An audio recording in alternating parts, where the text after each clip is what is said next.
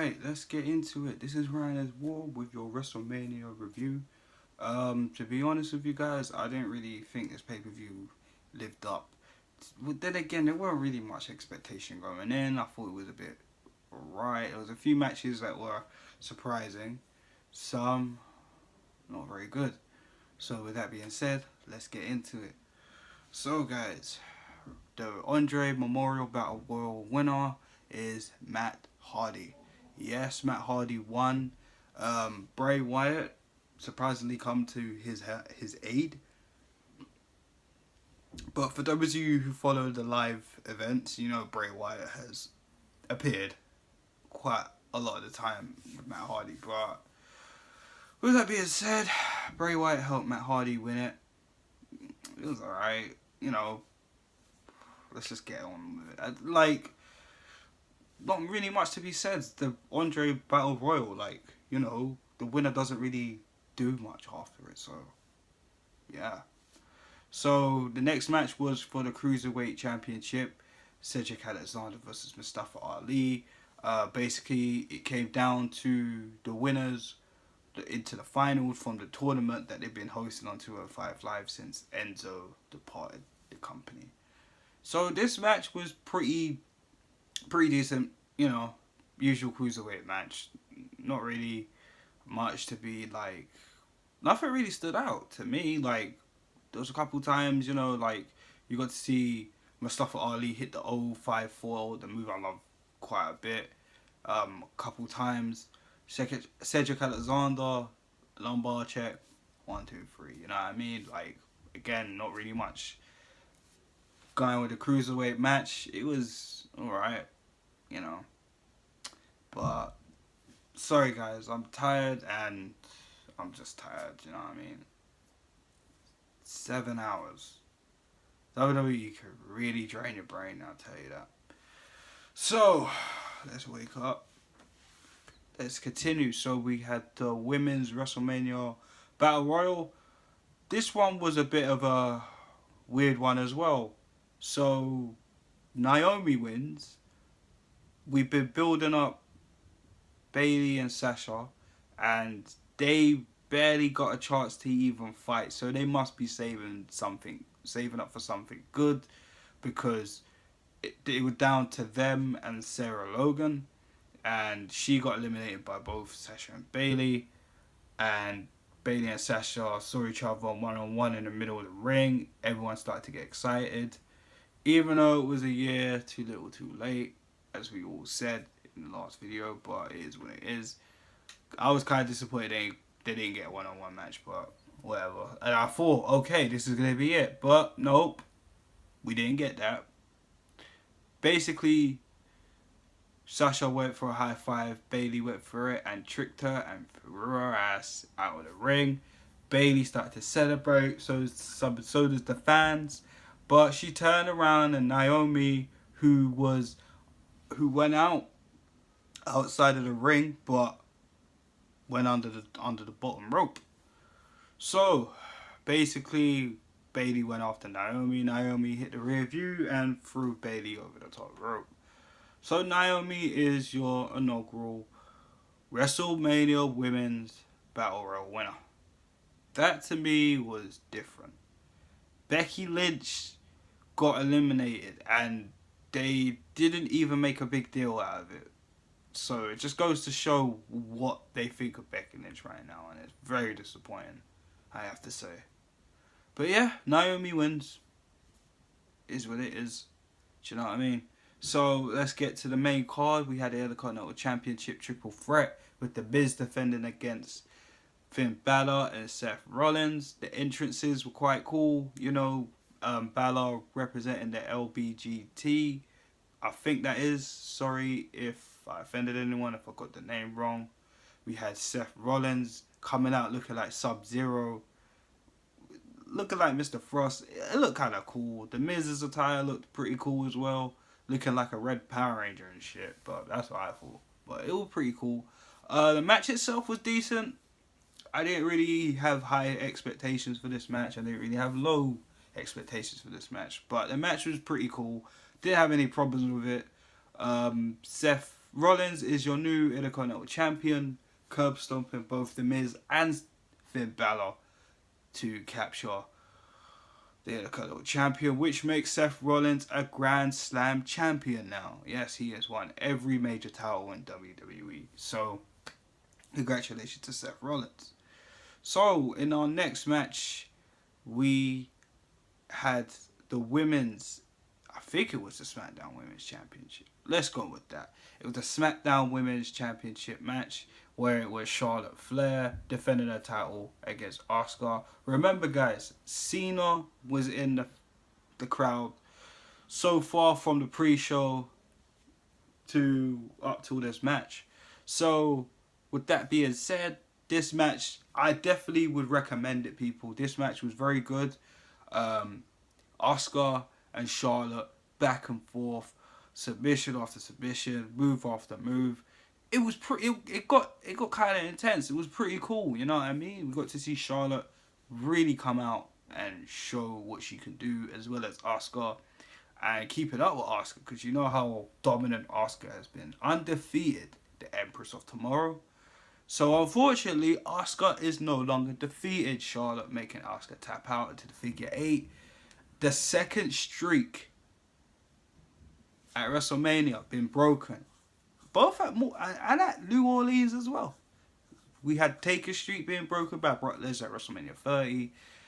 And 4 years later, Asuka, her streak has been defeated by Charlotte, retaining the SmackDown Women's Championship. So, at the end was pretty cool. Asuka basically congratulated Charlotte, saying she was ready for Asuka. During their celebrations and mixed emotions, as Charlotte was leaving the ring, the referee basically came out and jumped over the barricade and told Cena that the Undertaker's here. So Cena jumped over the barricade and ran to the back. Like hell, the fans started to think, oh, we're going to get taken out. So that is confirmed. John Cena versus The Undertaker. So the next match on the card was Ronda Rousey and Kurt Angle versus Triple H and Stephanie McMahon. Boy, I wrote this match off. It was pretty cool. I could not lie. Ronda Rousey, you could tell she's been learning, man. It was very good for her. A very good debut for Ronda Rousey. Got a good showing. Yeah, of course, you know, coming out of the entrance, she looked cool with her hot rod gear, like hot rod top, hot rod skirt. You know what I mean? It looked pretty cool. And the only thing, but, you know, the smiling and that, but I'm sure sooner or later it will stop, hopefully. But I was impressed with her performance. Kurt Angle was decent, didn't really do that much. You could say he did, could say he didn't. Stephanie McMahon acted very, very heelish, of course.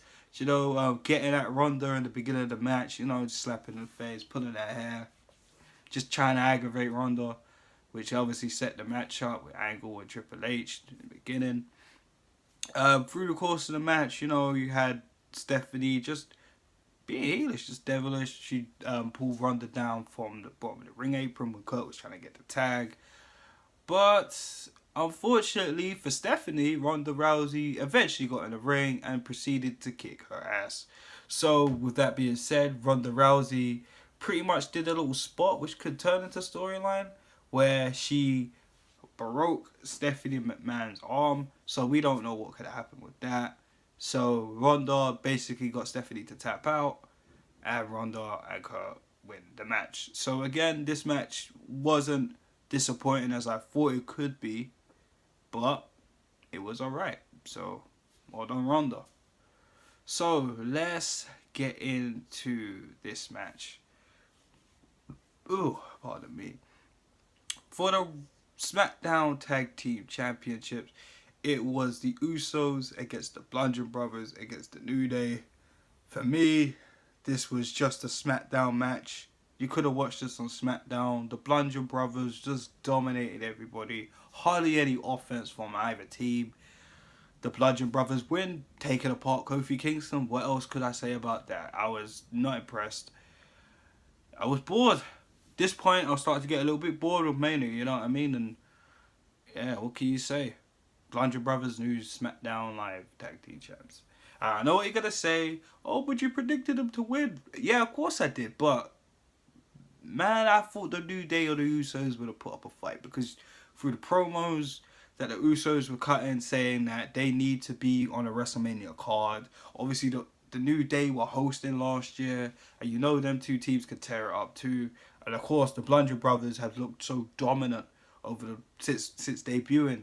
Well, being repackaged and debuted, sorry. So, with that being said, you know, I thought it would be a little more entertaining, but not really. It was just a beatdown, man. It looked like both teams were getting punished for something. So, I don't know. But Blunder Brothers, your new SmackDown Tag Team Champions. So, the next match, we'll call it the Raw Women's Championship match. We'll go with that. Alexa Bliss versus Nia Jax. This was different. This was okay. I didn't really have much problems with it. Nia having a very dominant beginning, taking apart Alexa Bliss, just dashing around, Alexa running around like a headless chicken. Alexa eventually started to get some dominance in, but it was Nia Jax to dethrone Alexa Bliss for the Raw Women's title. Now, the reason why I'm talking like this is because earlier I mentioned Carmella getting eliminated early in the Women's Battle Royal. She was the first woman eliminated. Correct. I already spoke about Charlotte and Asuka. Charlotte retained the SmackDown Women's Championship. Nia Jax just beat Alexa Bliss for the Raw Women's Championship. So again, we missed another opportunity for Carmella to cash in. Have they given up on her? It seems like they have. Boy, it is what it is. So, the next match, which is John Cena versus The Undertaker. Now, with this, again, the build-up, promo, Cena basically disrespect The Undertaker, you know, just trying to call them out. Yada, yada, yada. John Cena's been annoying. So, with that being said, we get to the match. Cena's in the ring. And the lights go out. And funny enough, it was my guy, Elias. And unfortunately for Elias, coming down to the ring, Cena getting told by a referee that The Undertaker's not here. And Elias begins to just patronize, cut a promo. This is Cena, this is the fans. You know Elias. And then Cena basically comes back from the guardrail because he went back to his seat and basically proceeded to fuck up Elias. And I guess he's buried, as a lot of people would come out and say, and it looks like he is. But we'll see what happens with Elias moving on and forward. So, as that happens, Cena's basically got out the ring, proceeds to hit the ramp when the lights go out again. Now, the purple light hits the ring where you see Undertaker's hat, gloves, and jacket where he left it against Reigns last year when he was defeated in the middle of the ring. Basically saying goodbye, not for now, maybe later. Not really at that time because we didn't know what was going on. So, with that being said, Taker came out as the Dead Man Taker. There was no American Badass, unfortunately. It was what it was. Some people don't like that character. Some people do. It is what it is. Still The Undertaker nevertheless. Now, this match I was kind of disappointed with it. As much as I'd like to see Undertaker back. Cena didn't really do much in this, man. It looked like Cena just basically worked. Undertaker worked Cena. It was, I was disappointed. I'm not gonna lie to you. I was really disappointed with this one. Like, even though Undertaker had hip surgery a few months ago, he was okay to go. He looked good. He looked decent. He didn't look so slow. He didn't look wobbly or gingerly. He looked fine. Cena, of course, Cena's healthy as fuck. But with this match, it just felt like watching a Brock Lesnar match or a Goldberg match or even a Reigns match with so much spots. It was, I don't know, man. Maybe because I was looking out for Taker, maybe. But for me, I wasn't happy with this match. Undertaker, of course, getting the victory over John Cena with a Tombstone Powerdriver to end off that. So, Cena looks even more fucking stupid. I don't know who's stupid, him or Bayley. Boy. Should have just stayed as a fan, mate. Should have just stayed as a fan. I digress. So, the next match. Shane McMahon and Daniel Bryan versus Kevin Owens and Sami Zayn. This match was pretty good, I have to say. We had Shane McMahon and Bryan come out first, of course.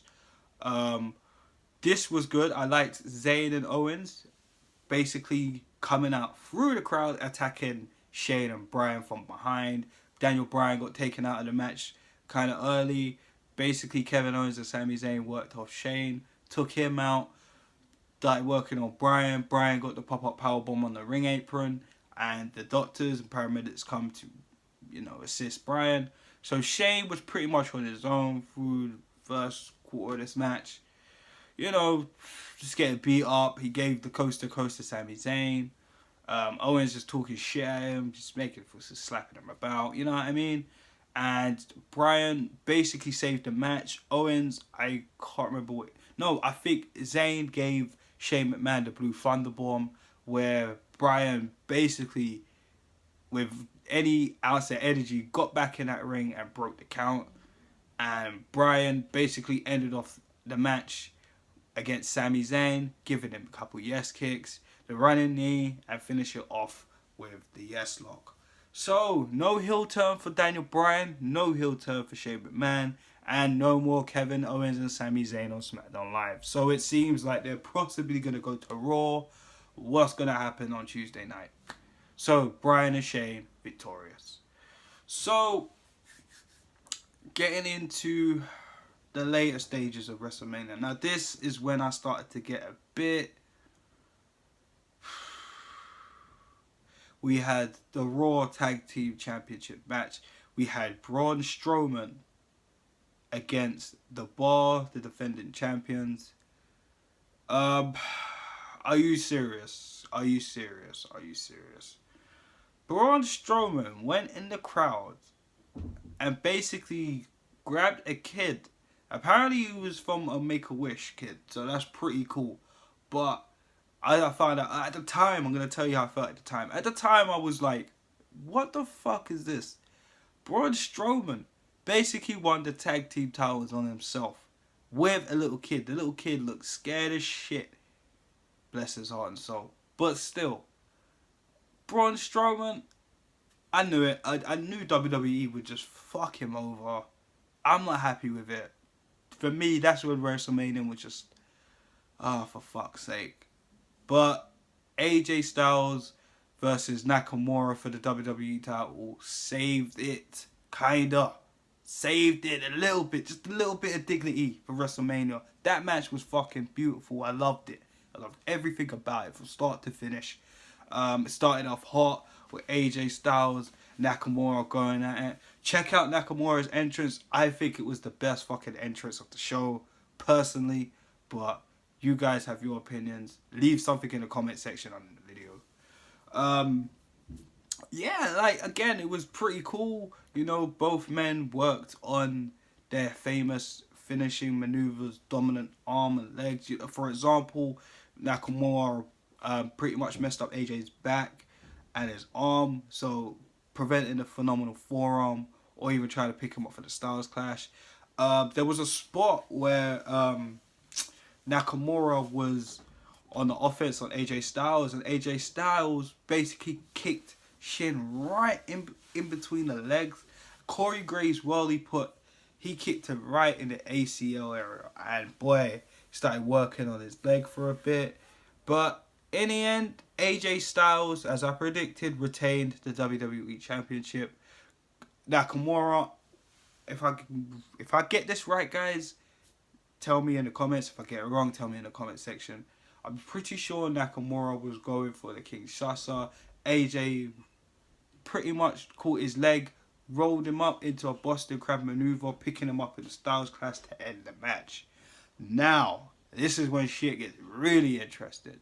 So, Shinsuke Nakamura basically awards AJ Styles the WWE Championship after a hellacious match. These two guys, obviously, they had their first match in Japan. Nakamura won that one. For those of you who don't know, check that out. That was on New Japan. So we're 1-all with AJ and Nakamura.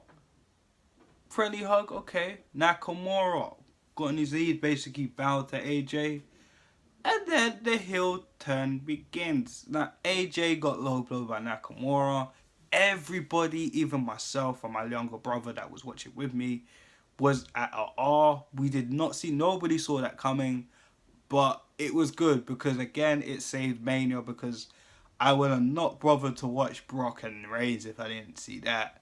I'm telling you now, guys, I pretty much was annoyed with Mania at that point. So, with that being said, AJ Styles, still the WWE Champion. Nakamura, with his heel turn, beating up AJ at after the match, stamping his head, kicking him up, you know what I mean? Just moving real bitter. So what is next? We got Backlash coming up. Are we going to see AJ Nakamura Part 3, Part 2 in WWE? Stay tuned for that. So, here is the main event. Roman Reigns versus Brock Lesnar. G's and P's. When I mean this was a pretty big shocker for me. Boy, what can I say? The match was okay. It was dull, you know what I mean? It was alright. It wasn't too boring. It pretty much was WrestleMania 31 all over again. What would have happened maybe if Rollins didn't cash in. It pretty much was going that way. I was a bit skeptical because Brock Lesnar basically was just tossing Roman around the ring. Then, Roman kind of had a few moves again. He was taking some serious punishment. I got to give Reigns a lot of credit. To the point, Reigns took 5 F5s. I think he took about 7 German suplexes. But again, watching Brock Lesnar bores me. It doesn't entertain me. And even watching AJ versus Brock Lesnar, that was Brock's best match since he's come back. That's a joke. He's had a lot of matches since then. But again, this is AJ Styles we were talking about. But now we're talking about a WrestleMania match with Reigns. So, let's not get clustered now. So, with that, you saw basically Brock getting frustrated. He couldn't put Reigns away. And I don't know if they bladed, but they cut Reigns too deep. He started bleeding. Pretty bad. To the point it actually started pissing on Lesnar. Do you know what I mean? Reigns basically popped up. Gave him a few Superman punches, gave him a spear, couldn't get the job done. Brock Lesnar, F5, 1, 2, 3. We still have this guy as the Universal Champion, ladies and gentlemen. Brock Lesnar retains at Mania. So he has kept that title for pretty much a whole year now. Roman Reigns, I don't believe it. So have they given up on Reigns? Maybe they have. Who knows, guys? Who knows? But, guys, this was a very different WrestleMania. Again, the only matches that stood out for me was AJ Nakamura, Charlotte and Asuka. Do you know what I mean? Rousey and Triple H. Rousey, Angle, Triple H and Stephanie was decent. So, it wasn't trash, which was good. But, again, the rest of the show, Cena and Taker, too short. I'm glad Taker looked good, but Cena looked rubbish. He looked trash. It didn't even look like a match. Do you know what I mean? So I wasn't happy with that. The Blunder Brothers match. The Blunder Brothers that was a squash match. Fuck's sake. The Intercontinental title match was not too bad, so I didn't have a problem with that. The US title match, didn't care for it. Whatever. The Raw tag team. That, for me, that killed it. That killed Strowman, for me personally. That killed Strowman. And of course, Eddie Reese would say, yeah, they probably have him flip over a car. And he did flip over the car in the beginning of that match because Sheamus and Cesaro did appear on some type of cart with a lot of guys dressed up in costumes and shit like that. I don't care about that shit no more, you know what I mean? But hey, that's for the kids, I guess. So, overall, WrestleMania, 5 out of 10. I thought it wasn't that good. Again, Shane and Bryan was decent as well. Do you know what I mean? Best matches, yeah, best matches. Has to go to AJ Nakamura, of course. Charlotte and Oscar. The tag match with Bryan and Shane was not too bad, and again coming in fifth, Ronda Rousey, Kurt Angle, Triple H, and Stephanie. Those are the only two decent. Those are the only matches that were decent enough for me. So guys, what did you think of WrestleMania 34? Leave something in the comment section. Please make sure you like, share, and subscribe to my channel. Thank you for checking out the video, guys. There'll be more content soon. Make sure you check out my co-hosts on Wrestling Ruckus, Eddie Reese's channel, The First Take, and Talking at the Movies podcast. We also have the Wrestling Ruckus podcast on Apple iTunes. Check that out. Make sure you subscribe. We had a double episode last week, so we'll get into more about WrestleMania, more about Smackdown and Raw, and NXT, which we will address on the podcast.